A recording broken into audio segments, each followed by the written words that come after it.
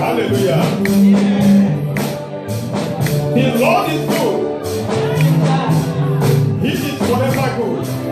But this Lord says, if you believe that the Lord is good, then He will be good unto you.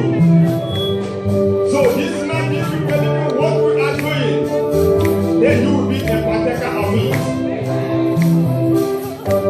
Amen.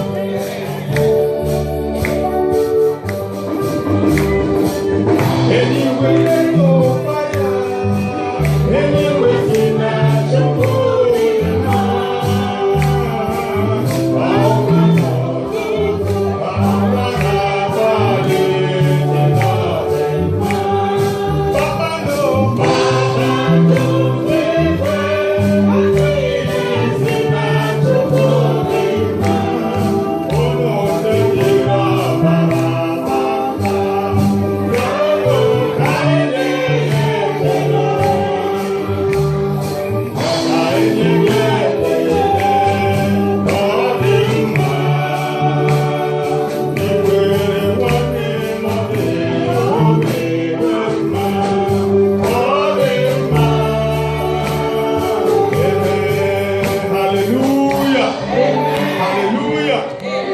to say, God, fight my battle.